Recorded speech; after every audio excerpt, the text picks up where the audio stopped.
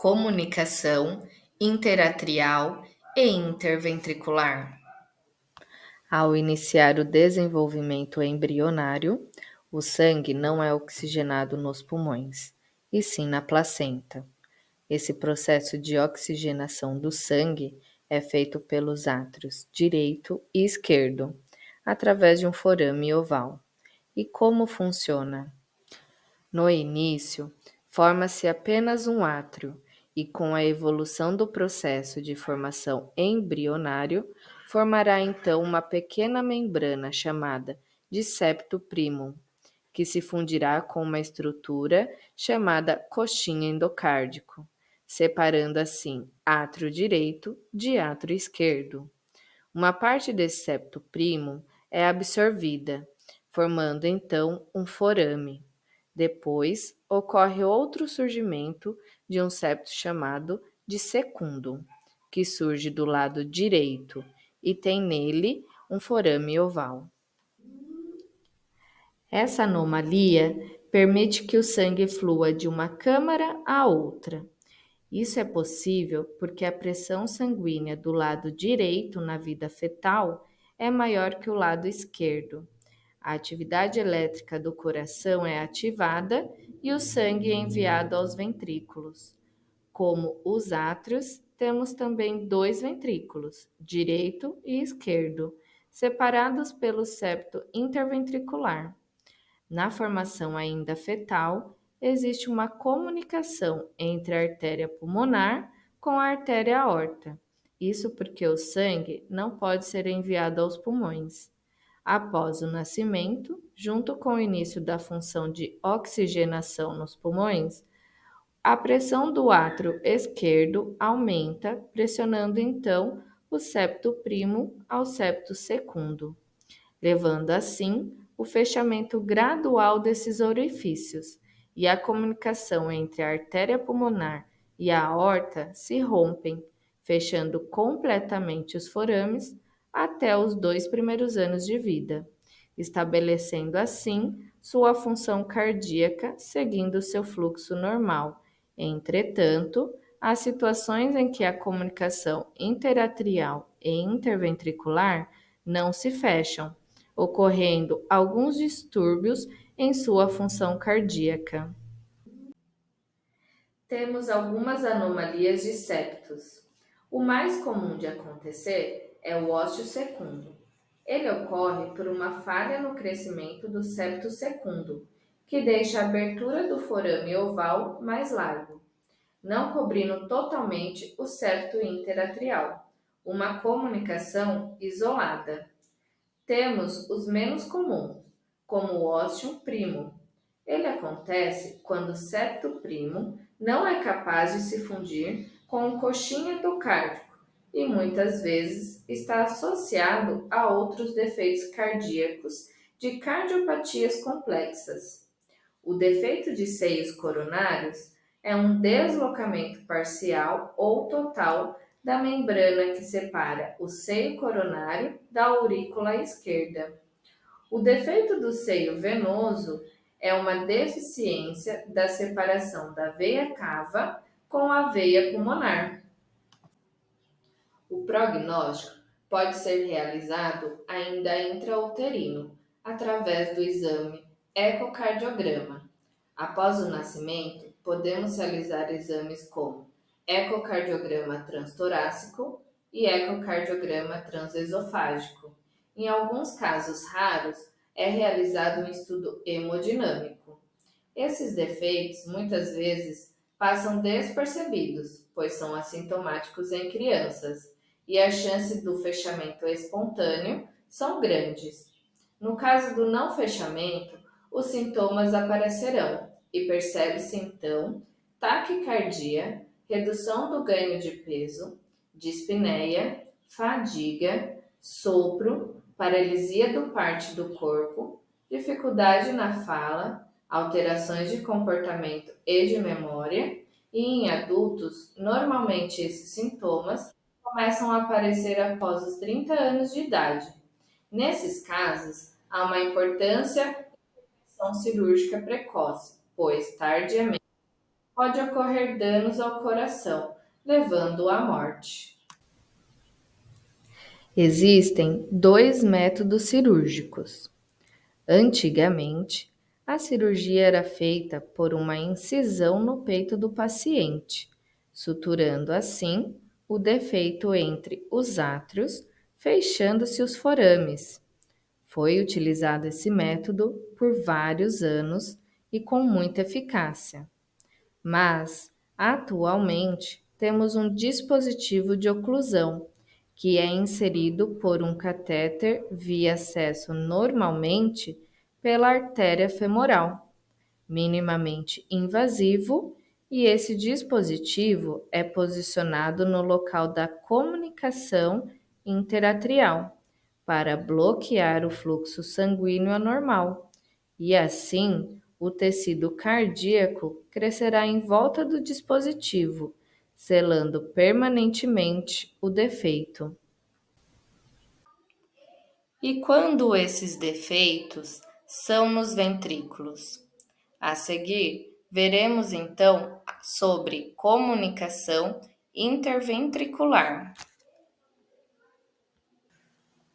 O septo interventricular é dividido por uma parte membranosa superior e uma parte muscular inferior, sendo que o muscular possui três componentes: entrada, trabecular ou muscular e de saída. Em sua formação ainda fetal, pode-se ter defeitos no septo, que separam os ventrículos direito do esquerdo, mas muitas vezes se fecham até os 2 primeiros anos de idade, devido a muitas condições que favorecem esse fechamento, principalmente condições anatômicas. E como funciona? Já sabemos que o ventrículo esquerdo é quem ejeta o sangue para a artéria aorta, e por isso ele tem uma pressão maior do que o ventrículo direito. Quando existe um forame entre o septo interventricular, o ventrículo esquerdo ocasiona uma sobrecarga de fluxo para o coração. Vejamos alguns defeitos. O defeito mais comum é chamado de septo perimembranoso, localizado abaixo da válvula tricúspide e fica perto do feixe de His. E em caso de intervenções cirúrgicas, pode-se lesionar esse feixe, causando um bloqueio cardíaco, levando à necessidade de um marca-passo. Outro defeito comum é chamado de septo muscular. Esses geralmente são pequenos e fecham espontaneamente. Em algumas vezes pode surgir como múltiplos pequenos defeitos, conhecido como queijo suíço.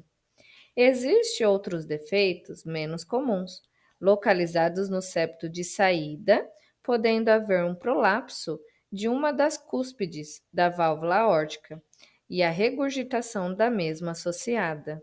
E localizado no septo de entrada, que se separa as porções septais dos anéis mitral e tricúspide. O prognóstico, através do ecocardiograma, determinará o tamanho desses defeitos, como pequeno, médio e grande, e determinará a quantidade do fluxo pulmonar e o fluxo sistêmico, conhecido como relação QP-QS. Caso esse volume seja grande no ventrículo direito, haverá uma congestão pulmonar, que significa que as veias estão repletas de sangue, causando o edema, levando à falta de ar. E se a metade do fluxo sanguíneo for da esquerda para a direita, o ventrículo esquerdo terá que dobrar seu trabalho, para que não seja insuficiente e mandar o sangue para o corpo todo. Esses defeitos raramente apresentam sintomas e normalmente se fecham sozinhos. No caso do não fechamento, percebe-se então insuficiência cardíaca, hepatomegalia, pneumonias de repetição, dificuldade de amamentação, de ganho de peso e dificuldade no crescimento na infância. O tratamento dependerá muito dos sintomas persistentes. Quando os defeitos são pequenos, poderá ser tratado com medicamentos e acompanhamento com o cardiologista, tanto para as crianças e adultos. Já no caso de defeitos grandes, a intervenção cirúrgica será necessária e, diagnosticada precocemente, os resultados são mais eficazes. E se diagnosticados tardiamente, a cirurgia não é tão indicada. A cirurgia é feita pelo modo convencional ou hemodinâmico. Cirurgia convencional é feita com o uso de um retalho de pericárdio ou com material sintético. Cirurgia hemodinâmica será realizado na sala de hemodinâmica. O procedimento consiste em colocar uma prótese na abertura que comunica o ventrículo esquerdo com o direito, que deveria estar fechada. Uma vez colocada, a prótese evitará que o sangue oxigenado que está no ventrículo esquerdo passe para o ventrículo direito. A correção é realizada por uma punção na virilha. A prótese é guiada por um catéter através da aorta e avançada até o ventrículo esquerdo. Ela vem compactada em um dispositivo que libera a prótese e, uma vez posicionada, se retira o catéter, terminando o procedimento. Todo o procedimento também é acompanhado pelo exame do ecocardiografia. Temos algumas síndromes relacionadas aos defeitos dos septos interatriais e interventriculares, como as síndromes de Giorgio, a síndrome de Roth-Oren, a síndrome de Turner e a síndrome de Down, entre outras. Elas são associadas a fatores genéticos que contêm o caráter de autossômico dominante. A criança que possui a síndrome de Down tem um cromossomo 21 a mais, ou seja, ela tem 3 cromossomos 21 em todas suas células, ao invés de ter 2. Ela é chamada de trissomia 21. No caso da síndrome de Down, a incidência é ainda maior em nascer com comunicação interatrial ou interventricular, pois cerca de 50% das pessoas com a síndrome de Down apresentam algum tipo de problema cardíaco, o que significa que esses indivíduos têm um risco muito maior em nascer com uma comunicação entre os átrios ou entre os ventrículos do que a maioria da população em geral. O tratamento para quem tem a síndrome de Down geralmente é parecido com o tratamento de pessoas com defeito de comunicação que não tenha nenhuma síndrome relacionada. Mas a principal preocupação é no pós-cirúrgico, pois eles possuem um risco muito maior em complicações pós-cirúrgicas do que a população em geral. Por isso, o acompanhamento com cardiologista pediátrico frequente é tão importante e a realização de exames regulares para a detectação de mudanças cardíacas e minimizar os riscos de complicações é extremamente indispensável.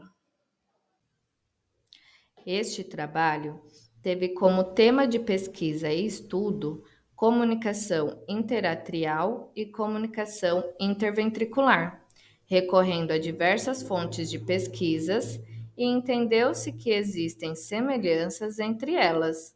Ambas são anomalias congênitas cardiovasculares que afetam a estrutura do coração com uma abertura anormal ou incompleta entre as câmaras cardíacas. O tratamento depende da sua gravidade. Na maioria dos casos, as pequenas comunicações se fecham espontaneamente ao longo do tempo. No entanto, para os casos mais graves, podem ser necessários procedimentos cirúrgicos ou cateterismo cardíaco para correção. É importante notar que, embora existam semelhanças entre essas comunicações, são condições distintas com características específicas e os tratamentos diferentes. O diagnóstico e o tratamento adequado serão determinados por um médico especializado em cardiologia. Este trabalho foi realizado por alunos da enfermagem, alunos da radiologia e alunos da psicologia, como Camila de Moraes Silveira, Daphne Vitória Silva de Bem Ferreira, Diana Salgado de Freitas, Domingos Reis Santana, Fernanda Lacerda Lamas, Gisele de Oliveira Azevedo, Isaac de Veras Franco, Leandro Benito Fonseca Cesani, Maria Isabel Franco de Lima Amorim, Maria Maisla da Costa Tavares, Murilo Orsini Soares, Natália Joana Floriano, Jonatas Magno de Vasconcelos.